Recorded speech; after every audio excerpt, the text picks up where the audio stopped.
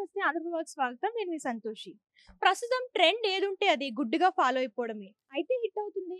లేదు అంటే ఫ్లాప్ అవుతుంది. 'పుష్ప' నుంచి మొదలైంది ఈ ఫారెస్ట్ బ్యాక్‌డ్రాప్ హవా. సో 'పుష్ప 1' గానివ్వండి, 'పుష్ప 2' గానివ్వండి ఇదంతా కూడా ఫారెస్ట్ బ్యాక్‌డ్రాప్‌లోనే జరుగుతుంది. సో ఈ మధ్యన రీసెంట్‌గా బడా హీరోలు గానివ్వండి, బడా డైరెక్టర్స్ కానివ్వండి, వీళ్ళందరూ కూడా ఇదే ట్రెండ్‌ని ఫాలో అవుతున్నారు. అంటే ప్రస్తుతం 'జక్కన్న మహేష్ బాబు' మూవీ కూడా కెన్యా అడవుల్లో రూపొందిస్తున్నారు. ఫారెస్ట్ బ్యాక్‌డ్రాప్‌లోనే ఉంటుందని చెప్పేసి వార్తలైతే వచ్చాయి. అండ్ ఇదే కాకుండా 'సర్వానంద్' నెక్స్ట్ మూవీ కూడా ఫారెస్ట్ బ్యాక్‌డ్రాప్‌తోనే వస్తుందని చెప్పేసి అందరూ కూడా అంటున్నారు. సో దీంతో పాటు రీసెంట్‌గా 'అనుష్క' మూవీ కూడా కొంచెం అప్డేట్ అనేది వచ్చింది. సో అది కూడా ఫారెస్ట్ బ్యాక్‌డ్రాప్‌లోనే వస్తుంది. ఇందులో 'అనుష్క' లీడ్ రోల్ అనేది పోషిస్తుంది. 'ఘాటి' మూవీ. ఈ మూవీ కూడా ఫారెస్ట్ నేపథ్యంలోనే ఉంటుందని చెప్పేసి అంటున్నారు. అండ్ ఇప్పుడు రీసెంట్‌గా 'చిరంజీవి' చేస్తున్న మూవీ 'విశ్వంబర'. ఇందులో కూడా అడవులకు సంబంధించిన సీన్స్ ఉన్నట్లు కూడా తెలుపుతున్నారు.